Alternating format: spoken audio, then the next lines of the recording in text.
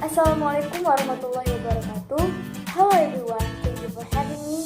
My name is Istifani. I'm going to be speaking to you today about research and learning in Asia, which the title of the paper is Learning Research in Asia during 1996 until 2018 and the four country indicators by Abdul Shahid. Let's get started.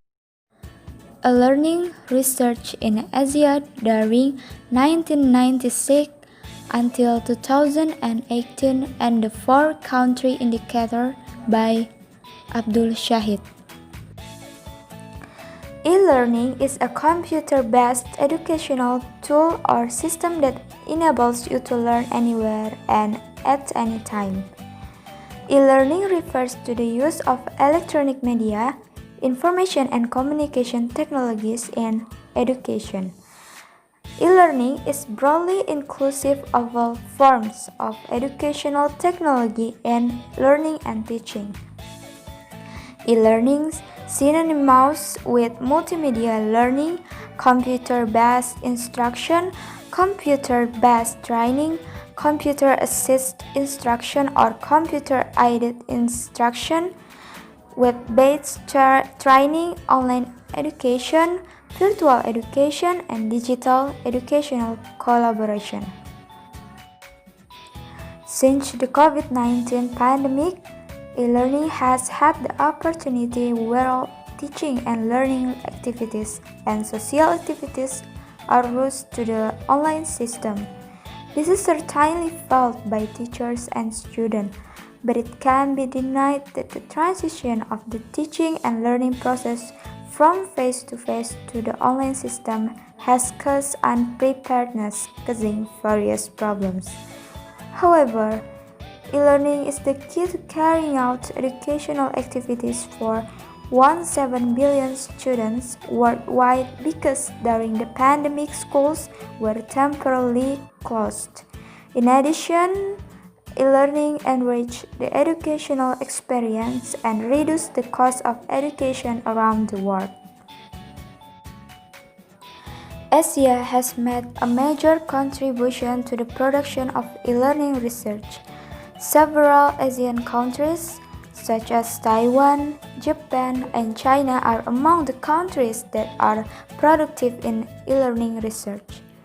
At the institutional level, from 2003 to 2016, four of the top 5 universities that contribute to e-learning research worldwide were Asian universities.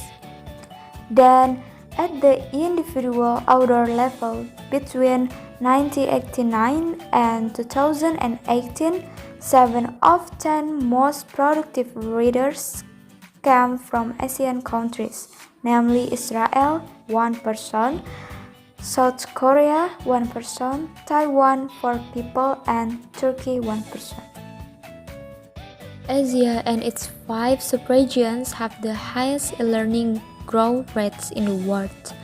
Global and regional scientific performance in the e-learning domain from 1996 to 2018 using 6 SGR indicators.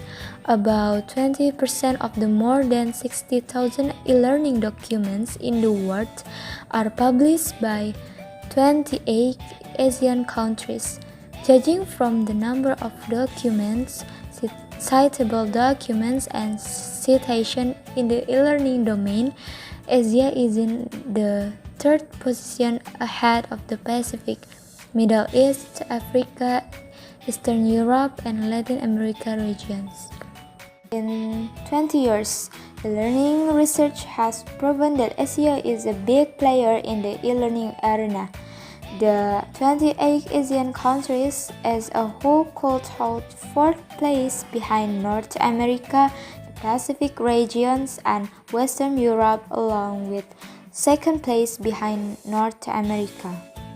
Over the past 2 decades, the Asia region has seen greater growth in e-learning research than the world has.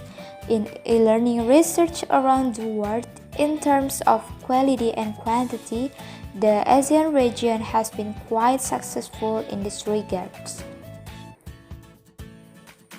The conclusion is that e-learning research has grown faster in the ASEAN region than in the world for 23 years. It can be explained by GDP per capita, R&D expenditures, and the number of colleges and journals indexed by Scopus. Asia, with more than a fifth of global e-learning documents, is preferred in third position, followed by the Pacific, Middle East, Africa, Eastern Europe, and Latin America regions. E-learning has the potential to broaden the educational experience, open up access to the world of education, and of course, reduce barriers that occur in education both in Asia and throughout the world.